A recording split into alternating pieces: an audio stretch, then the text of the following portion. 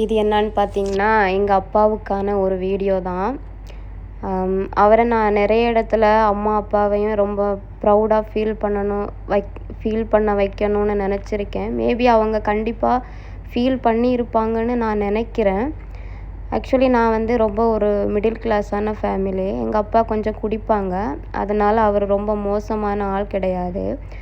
ஆனா வந்து அந்த குடிக்கிற பழக்கத்தினால என்னன்னா, இப்ப நம்ம எதாவது ஆசைப்படுவோம்ல, ஆசைப்படும்போது அம் ஒரு எக்ஸாம்பிள் சொன்னோன்னா, எனக்கு சின்ன வயசுல இருந்தே எம்பிபிஎஸ் படிக்கணும்னு ரொம்ப ஆசை. அப்ப நம்ம ஸ்கூல்ல அதில இதில கேட்கும்போது நம்ம வெளிப்படையா சொல்லுவோம்.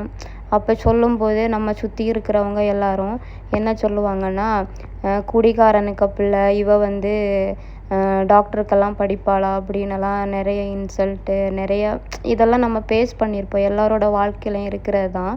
ஆனா அத வந்து என்ன சாதாரணமா எடுக்க முடியல. எனக்கு ரொம்ப அது ஒரு திமிராவே இருந்துச்சு. ஆனாலும் வந்தேன். என்னால முடிஞ்ச அளவுக்கு ஒரு ஸ்டேஜுக்கு வந்தேன்.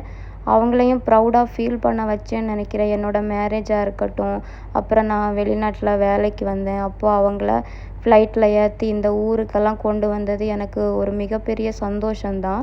நிறையவங்களுக்கு அந்த வாய்ப்பு கிடைக்கல. நான் அவங்களுக்கு குடுத்துருக்கிறேன்னு ரொம்ப பெருமைப்படுறேன்.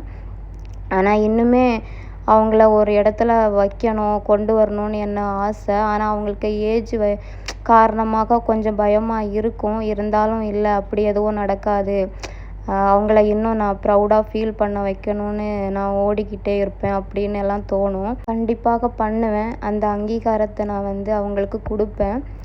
ஆனா நான் வந்து அவங்கள கன்டினியூஸா என் கூட வைக்கணும்னு ரொம்ப ஆசை. சில துரோகங்களால என்னால அத கன்டினியூ பண்ண முடியல.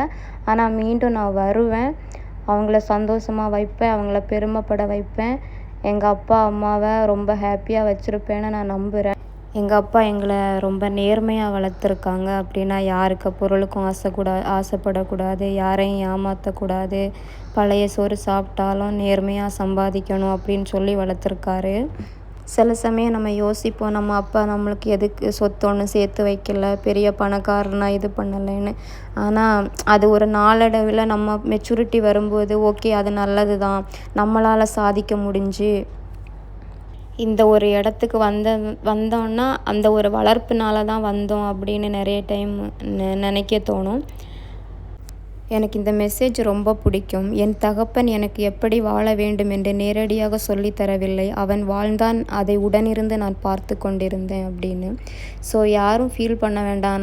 நம்ம பெருசா பொறக்கலையே, பெரிய ஃபேமிலியில பொறக்கலையே அப்படின்னு. ஆனா நம்மளுக்கு நல்ல ஒரு தகப்பன், அம்மா கிடைச்சிருக்காங்கல்ல, அதே ப்ளஸ்டு தான். ஈரோடு மகேஷ் அவங்க ஒரு மேடை பேச்சுல அவர் சொல்லியிருப்பாரு, உங்க அம்மா, அப்பா தூங்கி கொண்டு இருக்கும்போது அவங்கள பாருங்க. அப்போ அது பார்க்குற இதுவே நம்மளுக்கு ரொம்ப கஷ்டமா இருக்கும். அப்படி நான் பார்த்துருக்கேன், ஃபீல் பண்ணியிருக்கேன். ஸோ எல்லாரும் அம்மா, அப்பாவ முடிஞ்ச வரை நல்லபடியா பார்த்துக்கோங்க. இது நமக்கான டைம். இந்த டைமை மிஸ் பண்ணோன்னா அப்புறம் கிடைக்காது. ஸோ இவங்கள நல்லபடியா பார்த்துக்கணுன்னு எனக்கு ஆசை. எங்க அம்மா, அப்பாவ பத்தி பேசணும்னு எனக்கு ஆசை. நான் பண்ணிட்டேன். ஸோ ரொம்ப ஹேப்பியா இருக்கு எனக்கு.